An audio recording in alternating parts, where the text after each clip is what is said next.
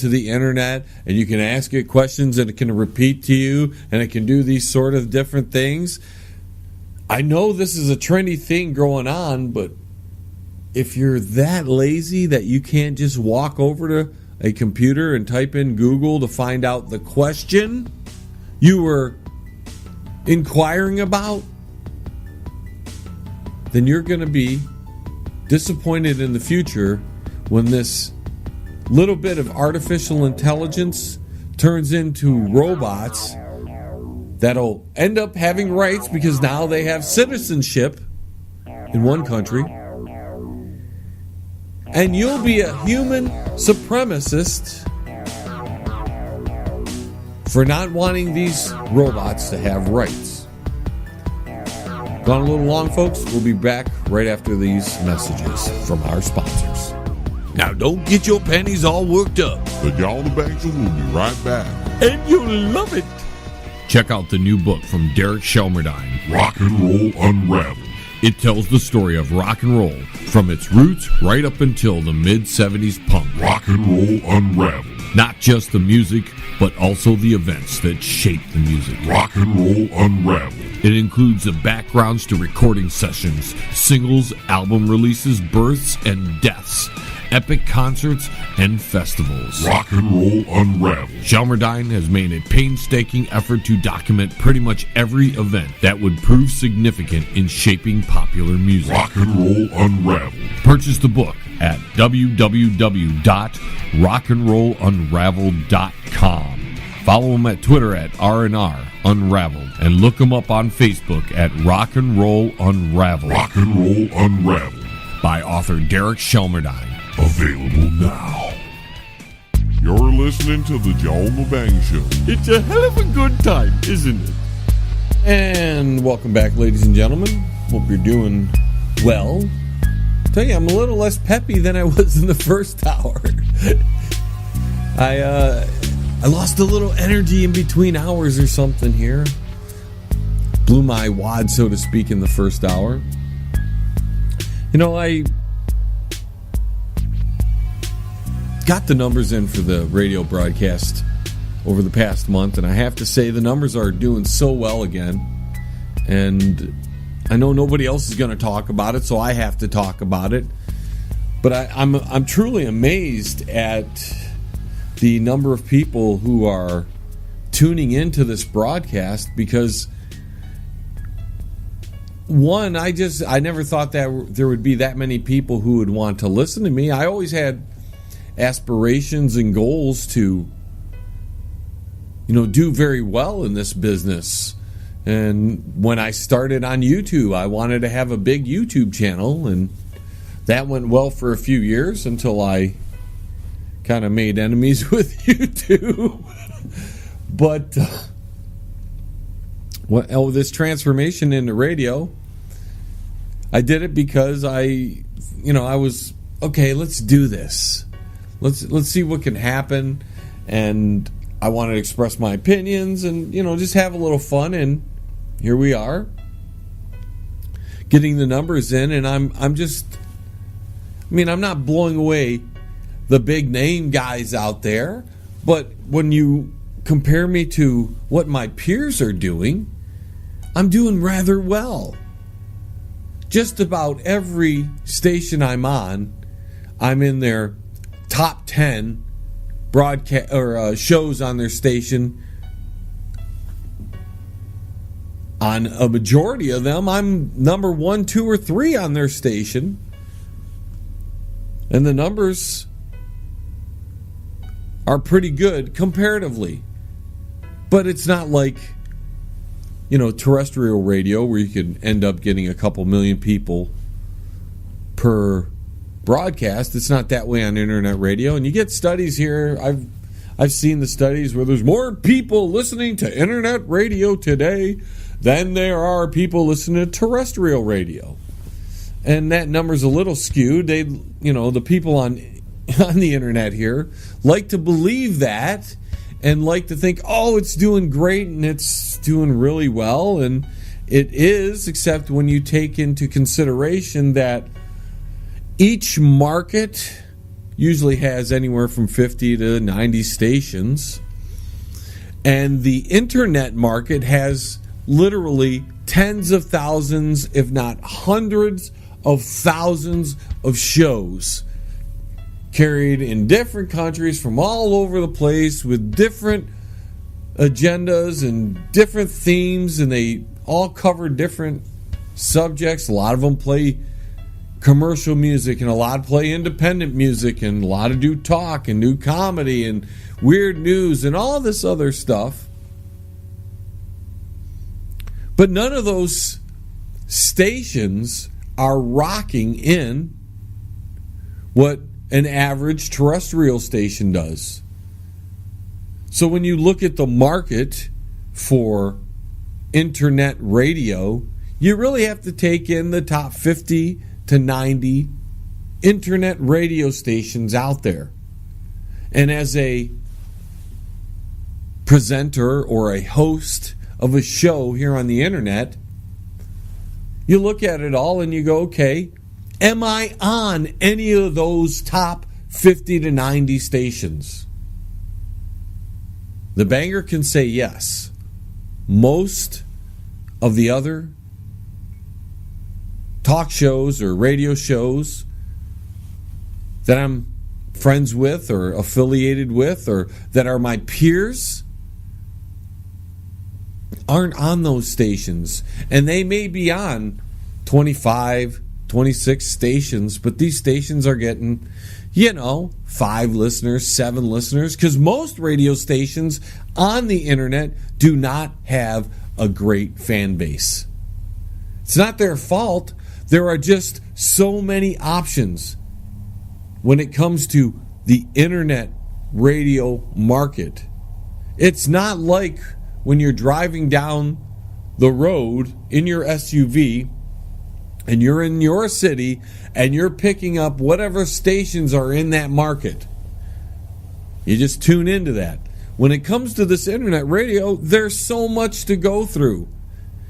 Finding a show is like a needle in a haystack. So unless you're promoting the living crap out of your show, unless you're getting your show on every form of social media, everything that you can get your hands in, you can get other people sharing your stuff, and you can get other people talking about your stuff. And then if you can get lucky and have one of the larger internet radio stations out there pick you up, then you're doing great. I mean, we're on a couple pretty big internet radio stations out there.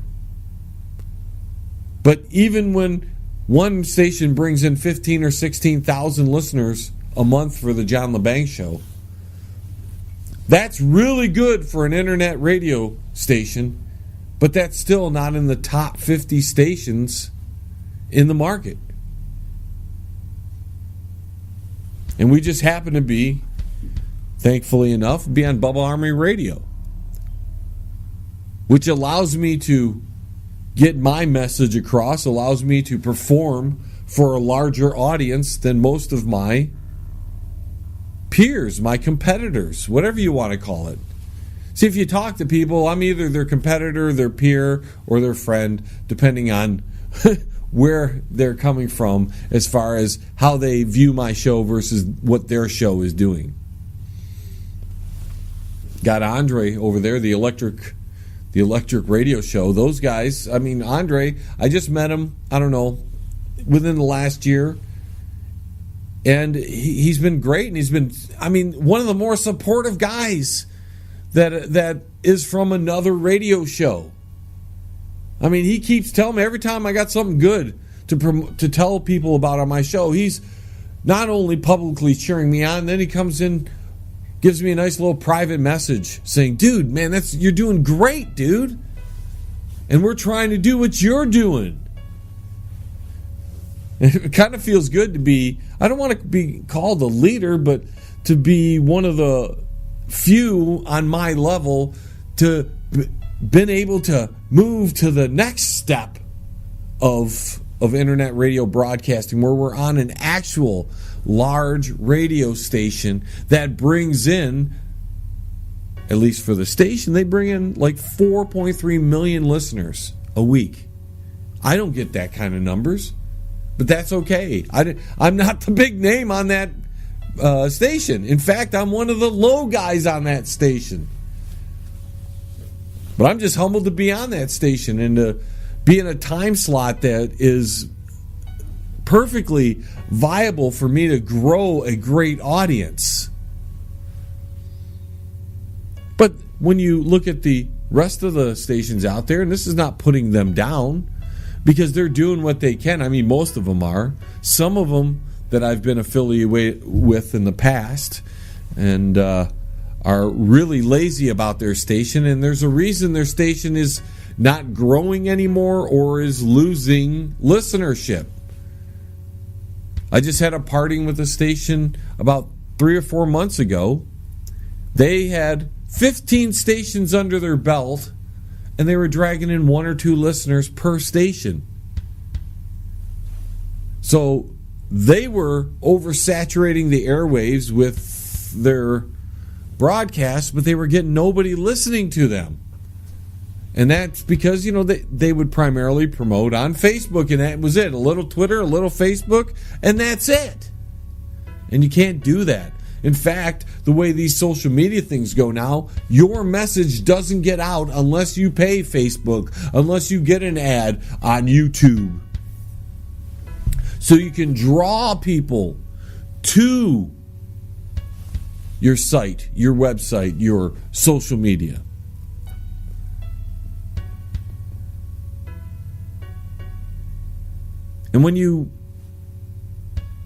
And I should say this, I know I'm talking about me and my show, but nobody else will.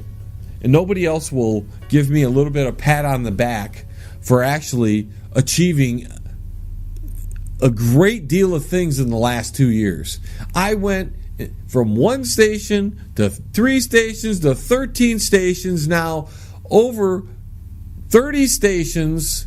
My listenership is reaching hundreds of thousands of people. I'm in every major market that you can think of. I've got like 7 stations in the United Kingdom that are carrying the John Lebang Show. I'm in Australia. It's just incredible. And I'm on a major internet radio station called Bubba Army Radio. And I'm telling you, there are people that are envious of me and proud of me for getting on that station. And I'm lucky. I'm lucky to be broadcast on that fabulous station. In fact, I'm, for the most part, lucky to be carried by all the networks that carry my show. I'm humbled that many people think that I provide a quality broadcast that is worthy of the airtime they give me. And I get great support by a lot of the owners and station managers from all these stations. I could sit here and name every single one of them, and maybe we'll do some of that next week at our 250th episode. But when I'm seeing that my numbers are smashing what I did just a few years ago. We're talking a few years ago, I was lucky to get a couple hundred people listening to me. If I got 1,000 people a month listening to me, that was a major accomplishment. And now I've got 100 times that listening to me. From all over the planet, maybe out into the solar system. There may be people, aliens that is, from Mars and Jupiter and wherever else they may preside, listening to me. Aliens from Andromeda who are traveling here to take over the planet can hear me. I'm probably the reason why they're coming here, to kill us.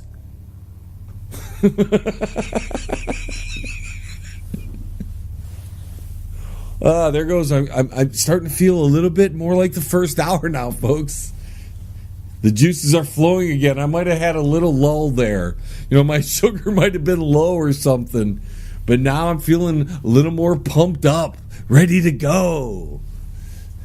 and we're almost against the break. Doesn't that always happen? I get fully in stride. I get going. I get that chugging going. I'm running down the track. Takes a while, and then I get the full speed going, and then there's a break.